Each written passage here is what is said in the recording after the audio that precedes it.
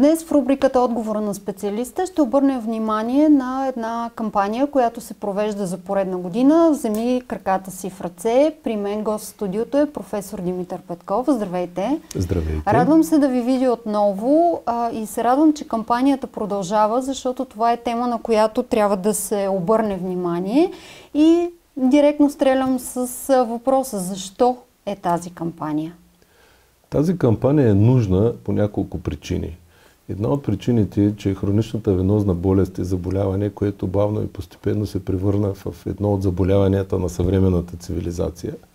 Друга важна причина е, че българите не са пощадени от това заболяване, т.е. тук с процентите на неговото разпространение практически са идентични с тези в Европа и в останалата част по света.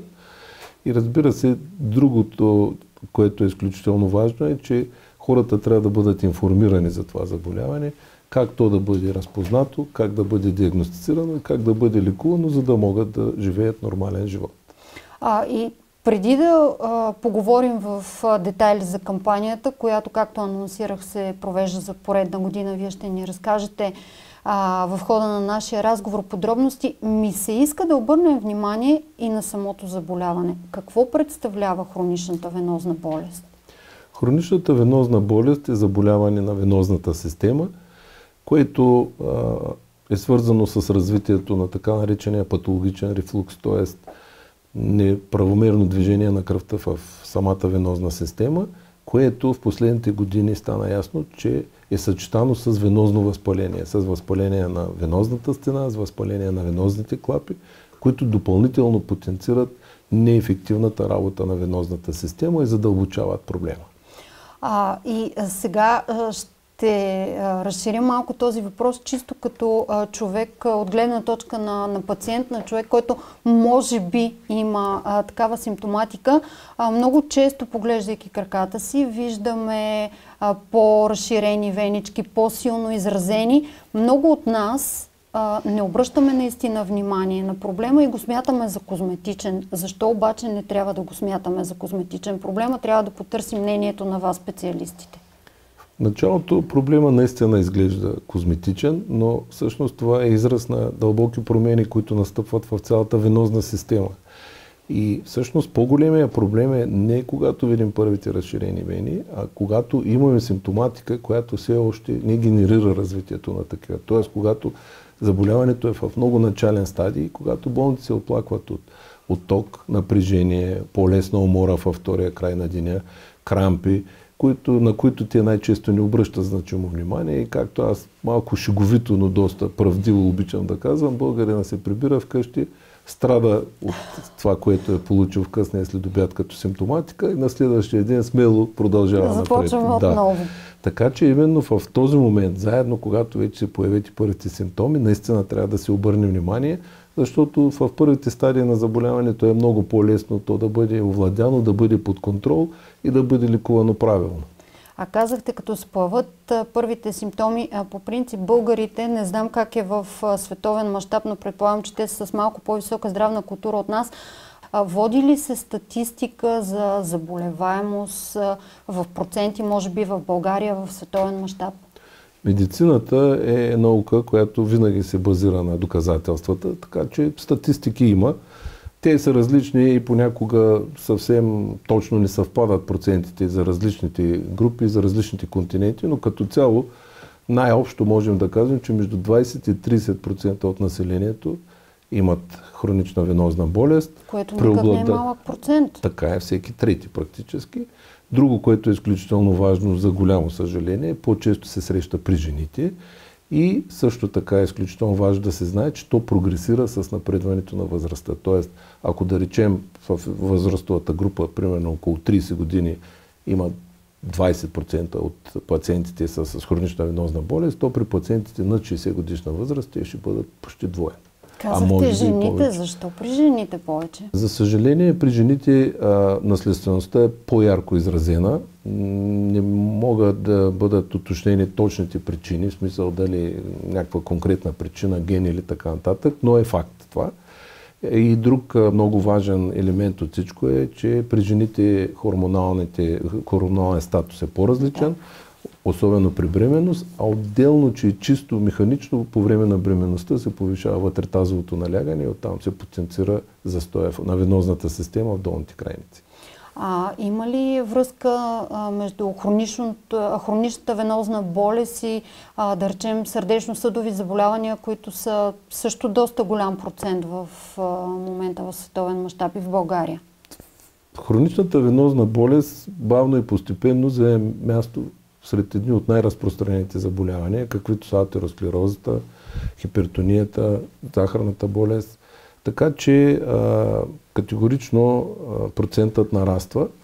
А друг изключително важен момент е, че се появиха данни, статистически данни, които твърдят, че има връзка между повишения сърдечно-съдов риск и развитието на хронична венозна болест. Тоест, в рамките на 10 години, вероятността за развитие на сърдечно-съдов риск или сърдечно-съдов инцидент при пациенти с хронична венозна болест е по-висок. Какви са причините за това и каква е симптоматиката, която може би трябва да ни наведе на мисълта, че има такъв проблем и зависимост между сърдечно-съдовите заболявания и хроничната венозна болест? И хроничната венозна болест и сърдечно-съдовите заболявания изискват най-вече профилактика. Да, нещо, което е важно не само за тези заболявания. Когато наблюдаваме своите крака, видим усетим дискретните симптоми, после постепенно се появят малките венички, които стават по-големи. Това вече няма нужда да бъде доказвано от лекар. Пациентите идват и сами казват, че аз имам разширени вени. А по отношение на сърдечно-съдовия риск, винаги трябва да се правят няколко неща. Първо, категорично правилно водене на начина на живот. Второ, контрол на кръвното налягане, контрол на кръвната захар и контрол, разбира се, на холестероловия профил, на липидния профил, тъй като това са малките неща, които могат доста по-отрано да ни кажат, че реално има проблем, на който бихме обърнали внимание. Така, например, бих искал да излезе малко от хроничната венозна недостатъчност, да поговорим малко за хиперлипидемията. Изключително много хора, и не само в нашата страна, имат високи стойности в липидния си профил, но не са обърнали достатъчно внимание. Това е важно предвид превенция на последващи инциденти. И за да сме максимално полезни и нашия разговор да е освен информативен, защото вие имате богати познания в областта, но и полезен за нашите пациенти и хората, които ни гледат, ми се иска да им кажем какво да направи един човек, който забележи първите симптоми на краката си, тези малки венички, които вие казвате, или постоянните оттоци, напрежението в краката в втората част на деня. Аз бих казал, че той трябва да направи най-лесното и най-трудното едновременно. Най-лесното е да се обърне към съдов хирург и най-трудното е да реши да го направи. Така че, когато се съчетаят тия две неща и самия пациент си каже, в край на краища, аз трябва да живея нормален живот и трябва да се обърне към съответно компетентен специалист, който да направи диагностиката, да изготви своевременен план за лечение, който да обсъдят с пациента и да реализират, за да може той след това да се върне към нормалния си живот. А как се лекува венозната болест? Можем ли да кажем, че ако страдаме от венозна болест, можем да се излекуваме напълно, защото обикновено нас, пациентите, това ни вълнува, да бъдем напълно излекувани и здрави? Аз бих искал да кажа, че в новия век лечението на хроничната венозна болест направи изключително сериозен скок, като в лечението навлязоха минимално инвазивните процедури, изключително широко, лазерната аблация, радиофреквентната аблация, които са изключително щадящи за пациента. След една процедура от 15-20 минути пациента става от операционната маса и излиза на разходка. Така че това е едната от причините и втората е изключително мощното развитие на терапията по отношение на хроничната венозна болест. Венотоничната терапия придоби много сериозни измерения.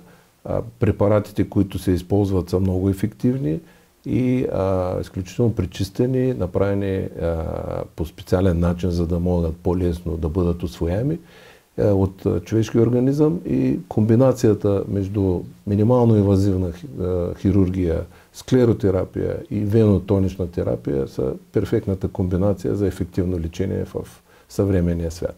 А достъпни ли са тези терапии? Защото всички знаем, че много от българските пациенти, когато имат здравословен проблем, естествено търсят помощ в България, но и обръщат поглед и към другите страни, именно поради факта, че в някои случаи не всички терапии са достъпни у нас в България. Как е тук за по отношение на хроничната болест? венозна болест, лечението е на абсолютно световно ниво. Мога това категорично да го заявя, тъй като имам наблюдение върху цялата съдова хирургия и нейното развитие в България и трябва да кажа, че отново да повторя, че по отношение на хроничната венозна болест пациенти могат да бъдат спокойни, получават възможно най-високото качество на лечение в България. И освен качество на лечение, получават и една прекрасна кампания, която ще стартира за поредна година. Какво се случи и какви са резултатите от миналогодишната кампания? Кампаниите стават със всяка година по-популярни. Както споменах преди малко, доста сериозна група от желаящите да бъдат записани и пригледани са млади хора, които се вълнуват за здравето си и за начина си на живот. И това, което също е изключително важно е, че тази кампания осигурява една поредица от безплатни прегледи, които ще бъдат реализирани в цялата страна. В над повече от 20 града ще бъдат реализирани профилактични прегледи за пациенти, които са с хронична венозна болест, от водещите специалисти съдови хирурзи също в цяла България. И фактически ще бъде осигурен достъп до всички желаящи, които, разбира се, запишат предварително, да бъдат пригледани, ако се налага, да бъдат разширени изследванията по отношение на диагностика и да се предложи последващо поведение.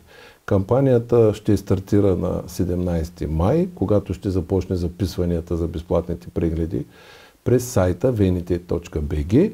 И самите прегледи ще стартират от 17 до 30 юни в различни градове на страната. Най-подробна информация ще могат да получат желаящите на сайта venite.bg, като записването ще става изключително лесно и достъпно, така че всеки може да се справи. Всеки, който желае, би могъл да се запише и да проведе този преглед при компетентен специалист. За периода на кампанията бяха прегледани над 1000 пациенти, от които, за съжаление, 94% бяха с варикозна болест. Друг много важен елемент, който беше регистриран, е, че бяха, както вече споменах, регистрирани за прегледи повече млади хора и радостното, което ние отчитаме, че хората, които бяха прегледани, бяха в по-ниските стадии на заболяването. Тоест, те са обърнали внимание по-рано на заболяването си, искат и търсят активни решения на него, за да могат да се върнат и да водят нормален живот. Така че в това отношение кампанията със всяка година израства. Тук също бих искал да отбележа един интересен момент, че докато в началото на кампанията, когато започна преди няколко години, всички гордо заявяваха, че за първи път ходят на лекар за това заболяване, сега нещата са позитивни, тенденцията е променена и вече само половината идват за първи път. Така че вървим нагоре и мисля, че в скоро време този процент също ще демонстрира израстването на нашите пациенти, повишаване на здравната култура на населението и дълбокото осъзнаване от това хората да бъдат здрави. Какво бихте, понеже сме на финал на нашия разговор, какво бихте казали на всички хора, които в момента ни слушат във връзка с хроничната венозна болест и как да направим ежедневието си така, че да не стигаме до такива тежки състояния? Най-основният фактор за позитивното лечение на заболяването е движението, под всякакви форми. Не случайно заболяването започва да се среща толкова често, тъй като човечеството страда от обездвижване. Корекцията на теглото, съответната храна, която да бъде съобразена, да не се покачват килограмите, разбира се, избягването и на други рискови фактори, които не винаги е възможно, също са от значение, но това най-добре може да бъде уточнено по отношение на комплексното лечение след една консултация с хирург, на който да бъдат обсъдени всички възможни опции за това болния да приключи лечението си ефективно и да бъде доволен от това, което постига. Благодаря ви за тази изчерпателна информация. Успех на кампанията и Благодаря. се надявам кампанията да привлече все повече хора, за да се научим да ходим и наистина да вземем краката си в ръце и на всички профилактични прегледи, на които се записват пациентите, всъщност резултатът да е негативен, т.е. те да са здрави. Благодаря ви и аз. Искрено се надявам отново на една успешна кампания, която да е в полза на нашите пациенти. Благодаря ви отново. Вие, уважаеми зрители, останете с програмата на Код Хелт.